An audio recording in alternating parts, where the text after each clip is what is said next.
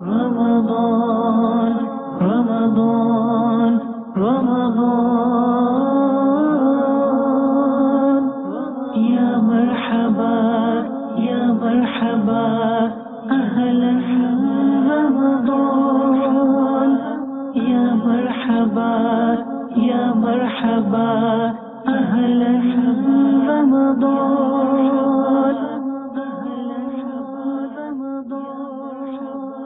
الحمد لله رب العالمين والصلاة والسلام على سيد المرسلين أما بعد فأعوذ بالله من الشيطان الرجيم بسم الله الرحمن الرحيم الصلاة والسلام عليك يا رسول الله وعلى آلك وأصحابك يا حبيب الله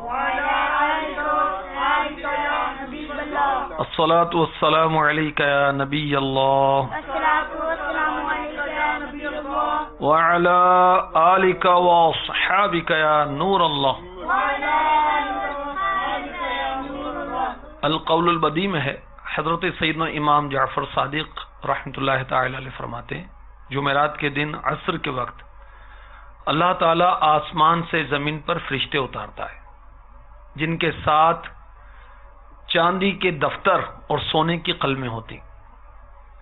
وہ اس دن اور دوسرے دن کی رات سورج کے غروب ہونے تک حضور نبی کریم رؤوف الرحیم صلی اللہ تعالی علیہ وسلم پر پڑھے جانے والے درود شریف کو لکھتے رہتے ہیں. صلو علی الحبیب صلی اللہ تعالی علی محمد. نیت المؤمن خیر من عملہ، مسلمان کی نیت اس کے عمل سے بہتر ہے.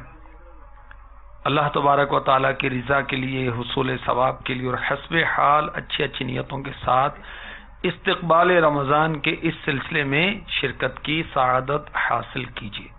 ماہ رمضان روزوں کا تحفہ لے کر آ رہا ہے، مرحبا. ماہ رمضان تراویح کا تحفہ لے کر آ رہا ہے، مرحبا. ماہ رمضان شب قدر کا تحفہ لے کر آ رہا ہے، مرحبا. ماہ رمضان اعتکاف کا تحفہ لے کر آ رہا ہے، مرحبا. ماہ رمضان تلاوت قرآن کا تحفہ لے کر آ رہا ہے، مرحبا. مرحبا صد مرحبا مرحبا صد مرحبا. ماہ رمضان کے سارے روزے رکھنے ہیں، مگر کس طرح؟ آداب کو بجا لاتے ہوئے. صرف کھانے پینے سے ہی نہیں رکنا، بلکہ اس کے بعد باطنی آداب کو ملحوظ رکھتے ہوئے صحیح معنوں میں ہم نے روزہ دار بننا ہے. روزے کے 3 درجے بیان کیے گئے ہیں، 3 درجے. پہلا درجہ عوام کا روزہ، دوسرا ہے خواص کا روزہ، تیسرا ہے اخص الخواص کا روزہ. عوامی روزہ کیا ہے؟ رکنا. روزے کے لغوی معنی ہیں، لغت کے لحاظ سے ڈکشنری میں اس کے معنی آپ دیکھیں گے، روزے کے معنی ہے رکنا. اور شرن کیا ہے؟ صبح صادق سے لے کر غروب آفتاب تک جان بوجھ کے کھانا نہیں ہے، پینا نہیں ہے، جماع سے رکے رہنا، یہ روزہ ہے. اور یہ عوام کا روزہ ہے. اور خواص کا روزہ کیا ہے؟ کھانے پینے جماع سے رکے رہنے کے ساتھ ساتھ جسم کے تمام اعضاء کو برائیوں سے روکنا، یہ ہے خاص لوگوں کا روزہ. اور اخص الخواص، خاص الخاص کا روزہ کیا ہے؟ تمام تر امور سے رک کر صرف اور صرف اللہ تعالی کی طرف متوجہ ہونا، یہ ہے اخص الخواص، یعنی خاص الخاص لوگوں کا روزہ. حضور داتا گنج بخش علی حجویری رحمت اللہ تعالی علیہ کشف المحجوب میں فرماتے ہیں، روزے کی حقیقت رکنا ہے. رکے رہنے کی بہت سی شرائط، مثلا معدے کو کھانے پینے سے روکے رکھنا، آنکھ کو شہوانی نظر سے روکے رکھنا، کان کو غیبت سننے سے روکنا، زبان کو فضول اور فتنہ انگیز باتوں سے روکنا، جسم کو اللہ تعالی کے حکم کی مخالفت سے روزے رکھنا. جب بندہ ان تمام شرائط کی پیروی کرے گا تب وہ حقیقتاً روزہ دار ہوگا۔ مفتی احمد یار خان نعیمی رحمۃ اللہ تعالی علیہ مرآت جلد 1 میں لکھتے ہیں، زبان، آنکھ، کان کو گناہوں میں استعمال نہ کرے۔ یہ چیزیں اللہ تعالی کا ذکر کرنے کے لیے ہیں، قرآن دیکھنے اور سننے کے لیے ہیں۔ اب بہت سارے ایسے روزے کے آداب کا خیال ہی نہیں رکھتے، بھوکے پیاسے رہنے کو بہادری تصور کرتے ہیں، روزہ رکھ کر بھی ایسے افعال کرتے ہیں کہ جو خلاف شرع ہیں۔ فقہی اعتبار سے روزہ تو ہو گیا، مگر روزے کی روحانیت کیسے نصیب ہوگی؟ روزے کا کیف و سرور کیسے ملے گا؟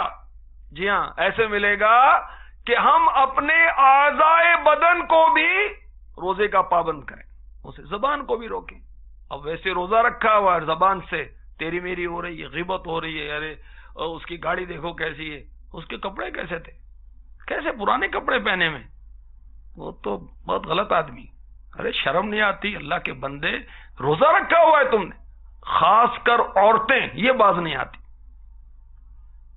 یہ غیبت میں آگے ہیں مردوں سے، مرد بھی پیچھے نہیں ہے لیکن عورتیں ذرا آگے۔ تو غیبت کر کے، گناہ کر کے کیسے روزے دار ہیں ہم؟ روزے کی نورانیت کیسے ملے گی؟ سنیے غیبت کی تباہ کاریاں، صفحہ نمبر 302 پر امیر اہل سنت نے مسند امام احمد بن حنبل حدیث نمبر 23,714 کے حوالے سے لکھا، جب سرکار مدینہ صلی اللہ تعالی علیہ وسلم نے ان صحابی سے منہ پھیرا، ایک صحابی جو حاضر ہوئے تھے ان سے منہ پھیرا، تو عرض کی یا رسول اللہ وہ دونوں پیاس کی شدت سے مرنے کے قریب ہیں۔ گھر کی 2 بچیوں نے روزہ رکھا تھا، اب سرکار کی بارگاہ میں حاضر ہوئے تو میرے آقا علیہ الصلوۃ والسلام نے رخ انور پھیرا تو عرض کی وہ دونوں پیاس کی شدت سے مرنے کے قریب ہیں۔ سرکار مدینہ صلی اللہ تعالی علیہ وسلم نے حکم فرمایا ان دونوں کو میرے پاس لاؤ۔ وہ دونوں حاضر ہوئیں، سرکار علی وقار صلی اللہ علیہ وسلم نے ایک پیالہ منگوایا، ان میں سے ایک کو حکم فرمایا اس میں قے کرو، الٹی کرو۔ اس عورت نے قے کی تو خون، پیپ اور گوشت نکلا، آدھا پیالہ بھر گیا۔ دوسری کو حکم دیا، اس نے قے کی تو اسی طرح کی قے کی، یعنی اس سے بھی خون نکلا، پیپ نکلی، گوشت نکلا، پیالہ بھر گیا۔ اللہ کے پیارے رسول، رسول مقبول سیدہ آمینہ کے گلشن کے مہکتے پھول نے ارشاد فرمایا صلی اللہ تعالی علیہ وسلم، ان دونوں نے اللہ کی حلال کردہ چیزوں سے تو روزہ رکھا، کھانے پینے وغیرہ سے تو روزہ رکھا، مگر جن چیزوں کو اللہ نے علاوہ روزے کے بھی حرام رکھا ہے ان حرام چیزوں سے روزہ افطار کر ڈالا۔ ہوا یوں کہ ایک لڑکی دوسری لڑکی کے پاس بیٹھ گئی اور پھر دونوں مل کر لوگوں کا گوشت کھانے لگی، یعنی غیبت کرنے لگی۔ مدنی چینل کے ناظرین اور مدنی چینل کی ناظرات غور کیجئے، ایک بات اور بہت بڑی پیاری پتہ چلی عشق رسول سے معمور، کہ ہمارے میٹھے آقا مکی مدنی مصطفیٰ صلی اللہ علیہ وسلم کو علم غیب شریف حاصل ہے، غلاموں کے حالات سے باخبر ہیں۔ آپ مسجد نبوی میں تشریف فرما ہیں اور ان لڑکیوں کے بارے میں غیب کی خبر ارشاد فرما رہے ہیں۔ ایک بات اور پتہ چلی، بعض کہتے ہیں روزہ بہت لگ رہا ہے، بہت تکلیف ہو رہی ہے، بہت آزمائش ہے، تو غیبت کرنے سے اور گناہوں کا ارتکاب کرنے سے بھی براہ راست اس کا اثر روزے پر بھی پڑ سکتا ہے، یہاں تک کہ روزے کی تکلیف ناقابل برداشت ہو سکتی۔ تو روزہ ہو یا نہ ہو، زبان کو قابو میں رکھنا چاہیے، ورنہ یہ زبان ایسے گل کھلاتی ہے کہ اللہ کی پناہ۔ تو اعضائے بدن کے ساتھ، سارے اعضائے بدن کے ساتھ روزہ دار ہونا ہے، روزے رکھنے، سارے رکھنے، مگر ظاہری اور باطنی آداب کے ساتھ رکھنے، اور سارے اعضائے بدن کے ساتھ انشاءاللہ ہم روزہ رکھیں گے۔ ہم مسلمان ہیں اور قرآن پر ہمارا ایمان ہے، ہم رحمان عز و جل کے بندے ہیں، بندے بن کر رہیں۔ اطاعت و فرما برداری کرے اپنے مولا کی، اطاعت و فرما برداری کرے اس رب عز و جل کی جس نے پیدا کیا، جو روزی دیتا ہے، جو کھلاتا پلاتا ہے، جس کی طرف پلٹ کر جانا ہے، جو جزا اور سزا کا مالک ہے، جنت اور دوزخ کا مالک ہے، اس کی فرما برداری کریں، ان آنکھوں کا غلط استعمال نہیں کریں۔ بے اختیار کسی پر نظر پڑ جائے تو پہلی نظر معاف ہے، کسی عورت پر پڑ گئی تو معاف ہے، مگر جو قصدن پہلی نظر ڈالے گا چاہے وہ پہلی ہے تو یہ حرام ہے، غیر عورت پر نظر ڈالے، جہنم میں لے جانے والا کام۔ اللہ تبارک و تعالیٰ نے مردوں کو نگاہوں کی حفاظت کی تاکید کی، سورہ نور پارہ 18 آیت نمبر 30 میں ارشاد ہوتا ہے، قُل لِّلْمُؤْمِنِينَ يَغُضُّوا مِنْ أَبْصَارِهِمْ، ترجمہ کنز الایمان، مسلمان مردوں کو حکم دو اپنی نگاہیں کچھ نیچی رکھیں۔ اور عورتوں کے لیے ارشاد قرآنی، وَقُل لِّلْمُؤْمِنَاتِ يَغْضُضْنَ مِنْ أَبْصَارِهِنَّ، اور مسلمان عورتوں کو حکم دو اپنی نگاہیں کچھ نیچی رکھیں۔ میرے آقا علیہ الصلوۃ والسلام نے فرمایا آنکھیں بھی زنا کرتی ہیں، اور بخاری شریف میں ہے حدیث نمبر 6243، اللہ کے نبی مکی مدنی صلی اللہ علیہ وسلم فرماتے ہیں آنکھوں کا زنا بد نگاہی ہے، اور جو بد نگاہی کرے گا کیا حشر ہوگا اس کا؟ جو شخص آنکھوں سے بدکاری کرے گا، شہوت سے کسی اجنبیہ کے حسن و جمال کو دیکھے گا، قیامت کے دن اس کی آنکھوں میں سیسا پگھلا کر ڈالا جائے گا۔ توبہ، استغفر اللہ، استغفر اللہ۔ مٹی کا ذرہ پڑ جائے تو بھاؤ پتہ چل جائے۔ تو اللہ سے ڈرتے ہوئے سچی توبہ کرنی چاہیے ان کو جو بدنگاہی کرتے ہیں، اور نگاہوں کی حفاظت کریں۔ نگاہوں کی حفاظت کے لیے میں آپ کو مشورہ دوں گا، پردے کے بارے میں سوال جواب، اس میں آپ مطالعہ کریں تو آنکھوں کی حفاظت کے تعلق سے امیر اہل سنت نے بہت پیارے مدنی پھول ارشاد فرمائے۔ اور فکر مدینہ کریں، غور کریں۔ دیکھیں فکر مدینہ کتاب میں فکر مدینہ کرنے کا طریقہ بھی دیا ہوا ہے۔ کیا طریقہ دیا ہوا ہے؟ آنکھوں کے بارے میں سوچیں، اپنے آپ سے بات کریں، کس طرح کیا کریں۔ سنیں، اے بندے، تجھے اللہ نے آنکھوں جیسی نعمت عطا فرمائی جس کی مدد سے تو جو چاہے دیکھ سکتا ہے، لیکن ذرا سوچ تو نے انہیں کس طرح استعمال کیا۔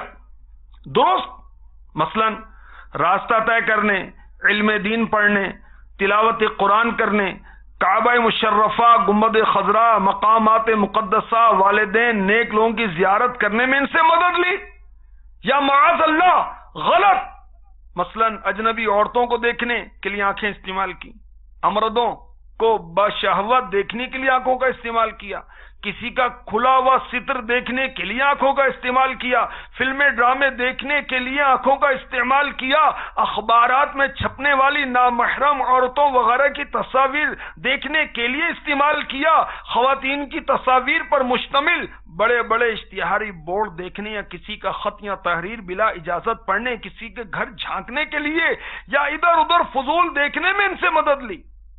افسوس، تجھے تو ان آنکھوں کو پاکیزہ رکھنے کا حکم دیا گیا تھا، تجھے تو اپنے رب عز و جل اور اس کے حبیب صلی اللہ علیہ وسلم، صحابہ، اہل بیت، تابعین، اکابرین، جنت کی زیارت کا مشتاق ہونا چاہیے۔ تو تیرے لیے ضروری تھا کہ تیری نگاہیں دنیا میں حرام اور فضول شے پر نہ ٹھہرتی، لیکن افسوس یہ پاکیزہ نہ رہ سکی۔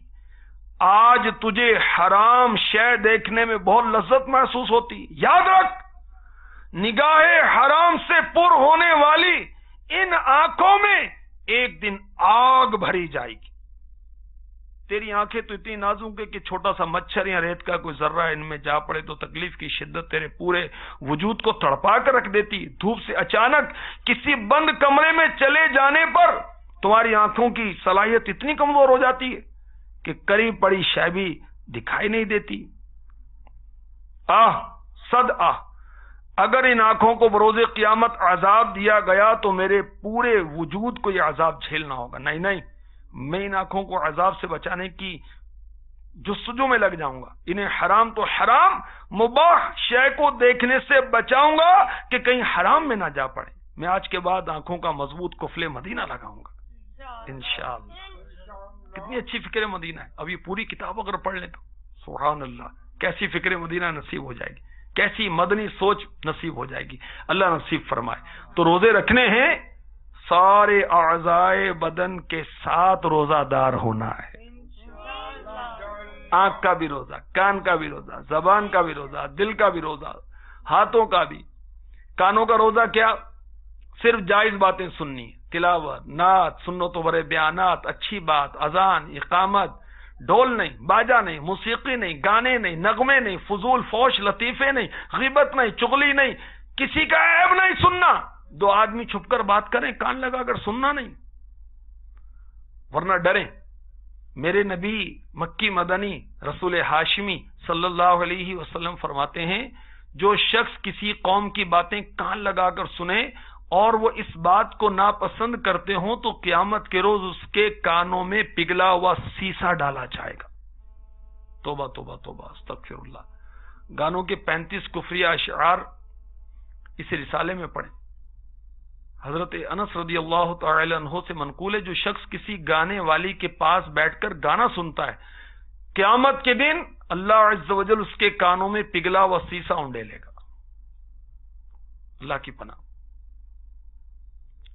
سنے نہ فحش کلامی نہ غیبت و چغلی، تیری پسند کی باتیں فقط سنا یا رب، تیری پسند کی باتیں فقط سنا یا رب.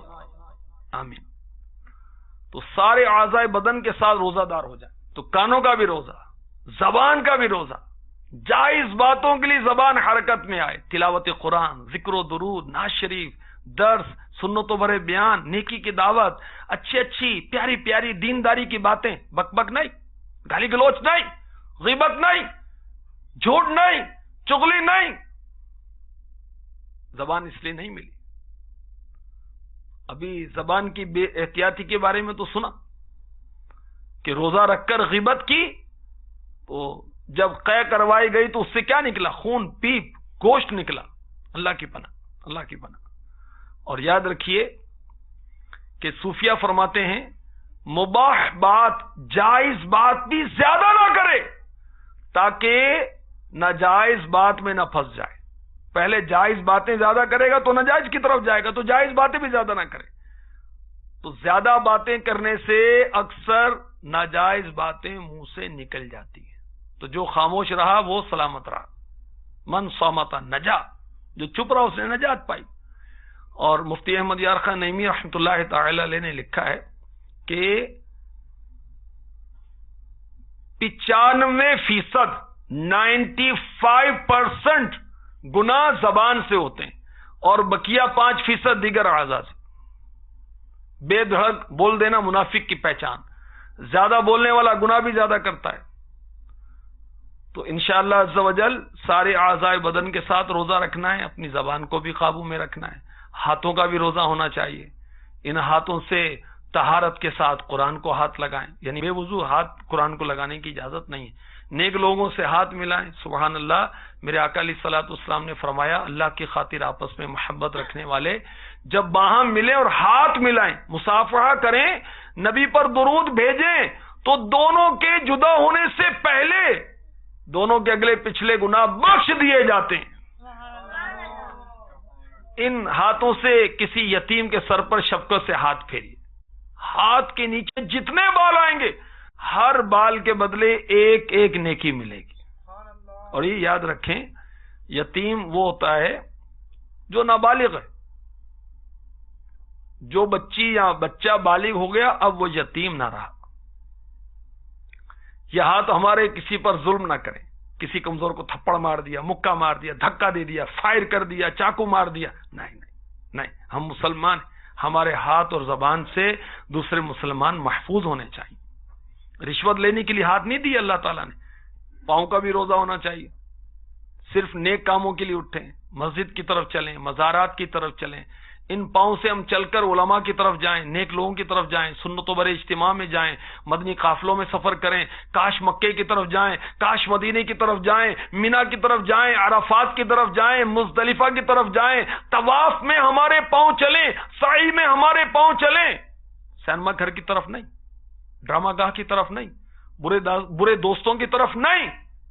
ہاں یہ برا دوست ہے، جب یہ تو تجھے سگریٹ پلاتا ہے، یہ اچھا ہوتا تو تجھے جامع عشق رسول پلاتا، تجھے درود پڑھاتا، تجھے اجتماع میں لے کے جاتا۔ یہ برا دوست ہے، جبھی تو تجھے چرس پر لگا دیا اس نے۔ یہ برا دوست ہے، جبھی تو تجھ سے شراب پیتا پلاتا ہے، تجھے فلمیں دکھاتا ہے، ڈرامے دکھاتا ہے۔ استغفر اللہ۔ اب روزہ رکھا ہوا ہے، گالیاں بھی دے رہے ہیں، فلمیں بھی دیکھ رہے ہیں، گناہوں بھرے چینل بھی دیکھ رہے ہیں، رشوت بھی چل رہی ہے۔ ارے کیسا روزہ ہے بھائی یہ؟ کاش ہم اعتکاف کرنے میں کامیاب ہو جائیں۔ مدنی ماحول میں کر لو تم اعتکاف، مدنی ماحول میں کر لو تم اعتکاف۔ کیا برکتیں ملیں گی سنیے۔ ایک اسلام میں کہتے ہیں پکا دنیا دار، ہر وقت دنیا کمانے کا دھن سوار، عملی طور پر بہت دور گناہوں کی اندھیری وادیوں میں بھٹک رہا تھا۔ عاشقان رسول کی مجھ پر میٹھی نظر پڑی۔ رمضان میں عاشقان رسول میرے پاس آئے، بار بار آئے، مجھے اجتماعی اعتکاف کی دعوت دی، میں نے ٹال دیا۔ یہ عاشقان رسول بڑے مزے ہوئے تھے، گویا مایوس ہونا جانتے ہی نہیں تھے۔ انہوں نے مجھے میرے حال پر چھوڑنا گوارا نہ کیا، نیکی کی دعوت دے کر اپنا ثواب کھڑا کرتے رہے۔ ان کی پہم انفرادی کوشش کے نتیجے میں مجھ پاپی و بدکار پکے دنیا دار کا دل بھی پسیج گیا۔ 1990 میں عاشقان رسول کے ساتھ رمضان میں معتکف ہوا۔ مجھے کیا معلوم تھا کہ عاشقوں کی دنیا کچھ اور ہوتی ہے۔ واقعی عاشقان رسول کی صحبت نے مجھ پر رنگ چڑھایا۔ الحمدللہ میں نمازی بن گیا، الحمدللہ داڑھی سجا لی، امامہ شریف کا تاج سجا لیا۔ اور تحدیث نعمت کے لیے ایک بات عرض کرتا ہوں، مجھے وہاں یہ مسئلہ سیکھنے کو ملا کہ قبلے کی طرف رخ یا پیٹھ کیے پیشاب وغیرہ کرنا حرام ہے۔ سوء اتفاق سے اعتکاف والی مسجد کے استنجا خانوں کا رخ غلط تھا۔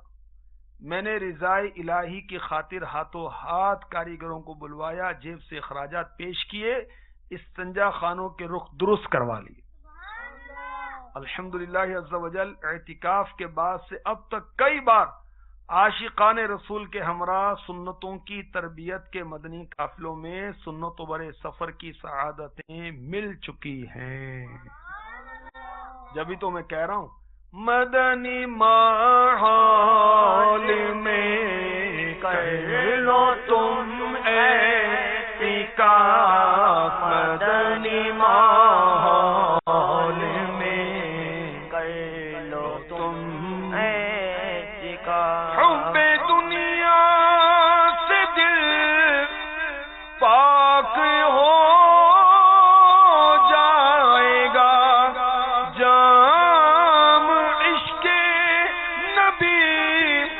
ہاتھ میں آئے گا، مدنی ماحول میں کر لو تم اعتکاف، مدنی ماحول میں کر لو تم اعتکاف، مدنی ماحول میں کر لو تم اعتکاف۔ توفیق عطا فرمائے، آمین بجاہ النبی الامین صلی اللہ تعالی علیہ وسلم۔ رمضان رمضان رمضان یا مرحبا یا مرحبا اہلا رمضان یا مرحبا یا مرحبا اہلا رمضان